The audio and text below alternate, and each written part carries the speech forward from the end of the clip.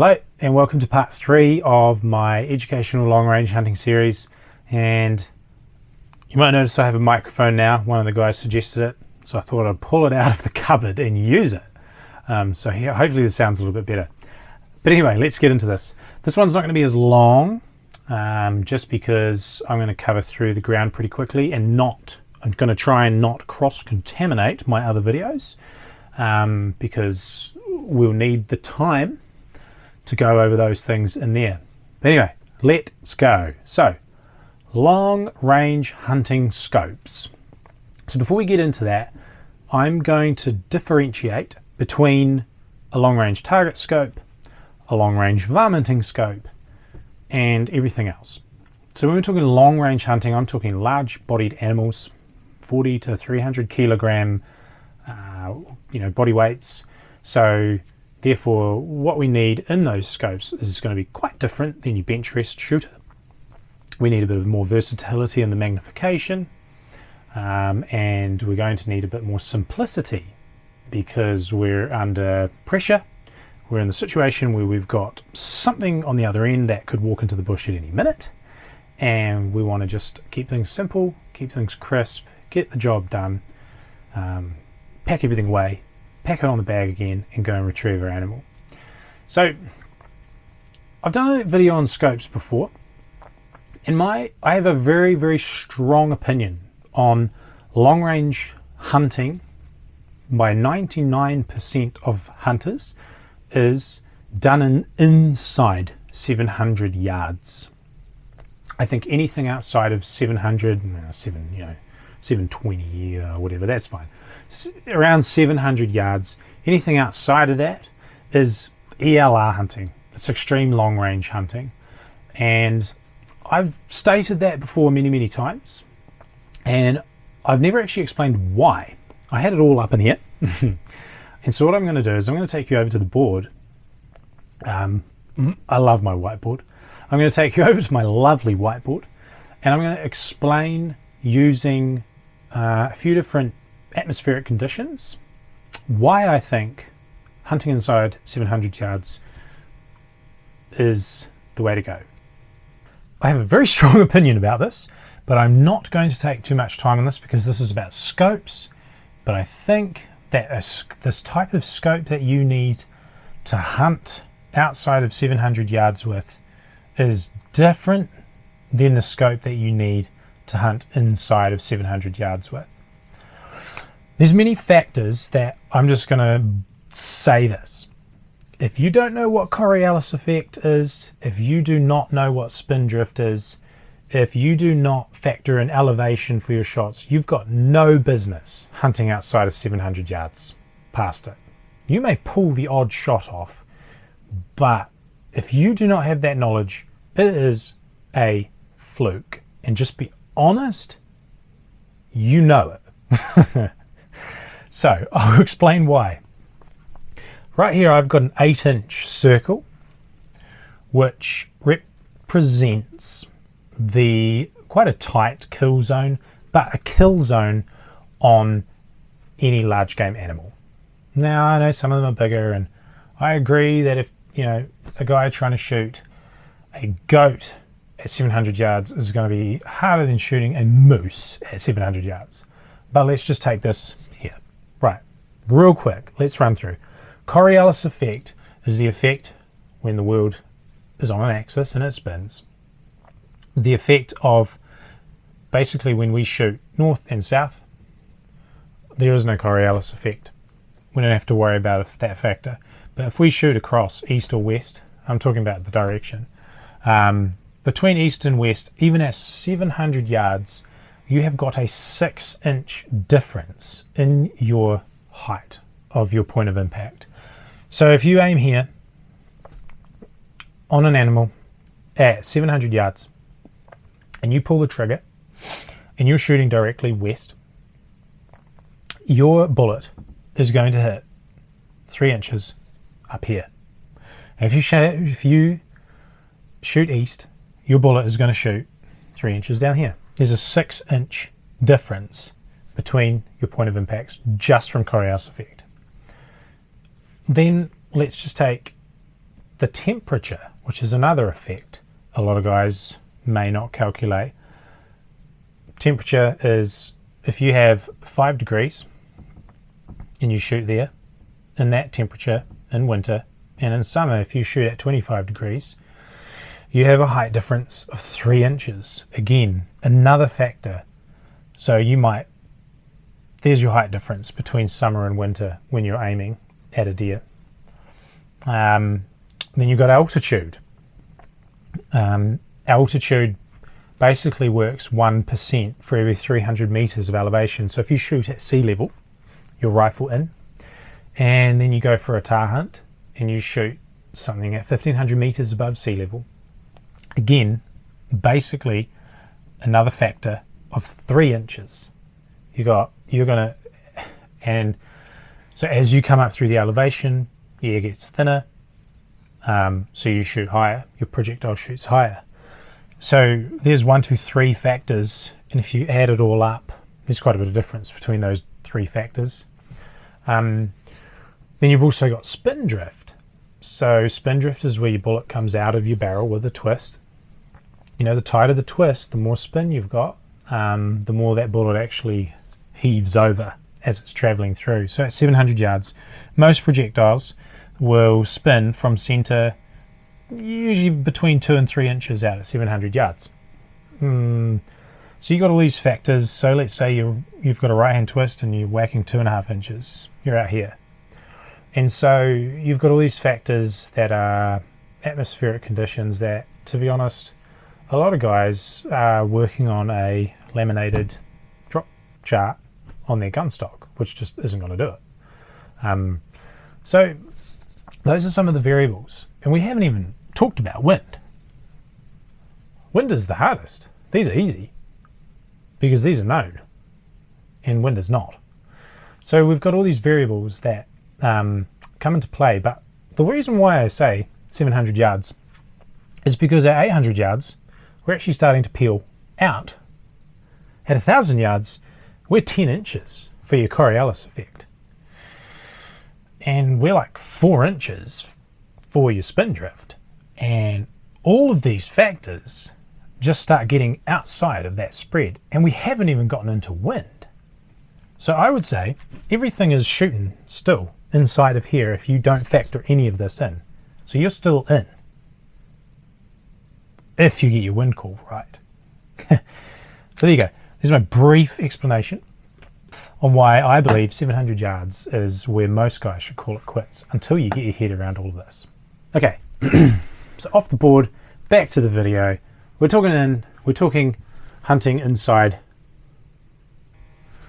We're talking hunting inside 700 yards, and that's why I think it. We're talking large game, so that means the what you need in your scope is going to be slightly different. So let's go through the different categories, what I'm going to talk about in this video. We're going to talk about magnification. We're going to talk about tube size, tube diameter. We're going to talk about parallax. We're going to talk about your turrets. We're going to talk about if you need a rail, an MOA, 20 MOA rail or not.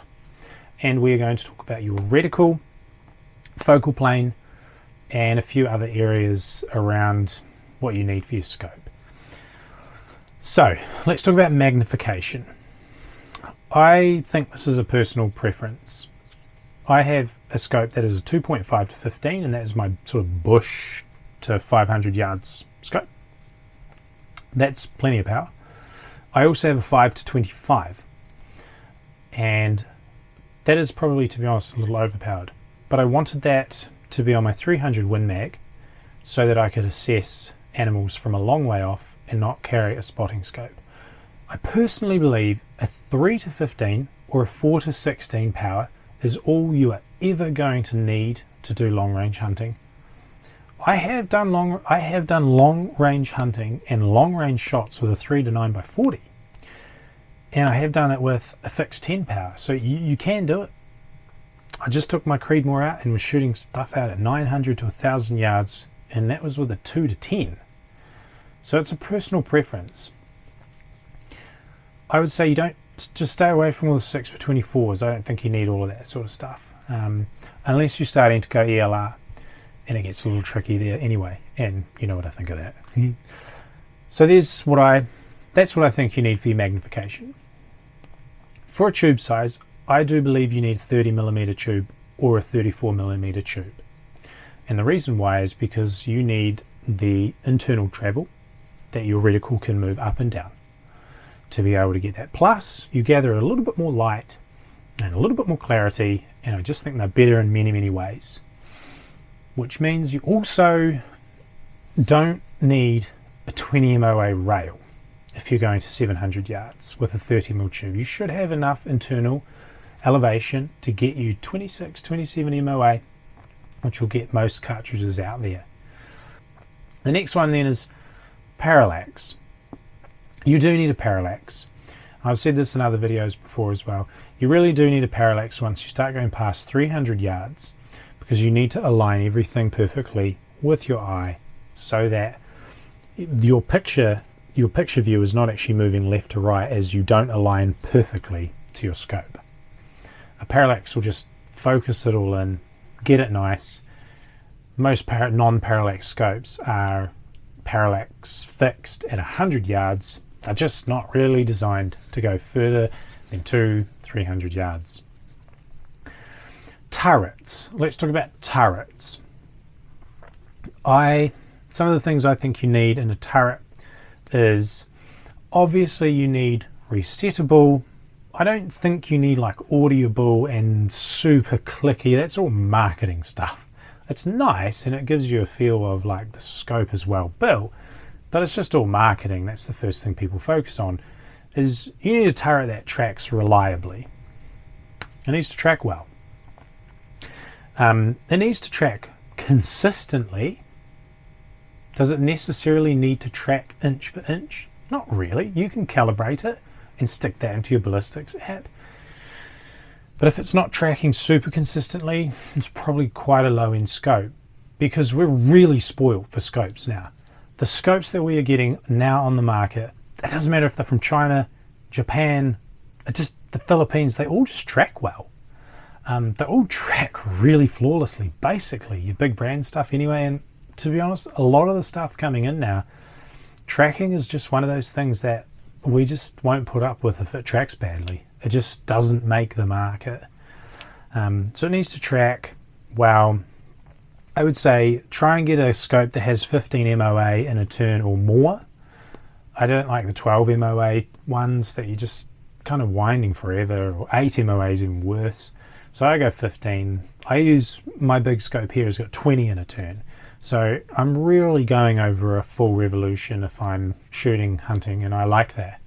I also have a zero stop, and there's some pretty affordable zero locks or zero stops, and those scopes are good because when you're in the heat of the moment, you're out there and you're dialed, you shot your animal, you're just kind of, you're doing the high fives and you're trying to, I don't know, you're taking videos or everything's going on, you got your pack like sprawled out because you're looking for stuff, and you just want to be able to just, I've done it before. I pack everything up and I leave my turret wound right out, so it's just nice to be able to donk, zero, done.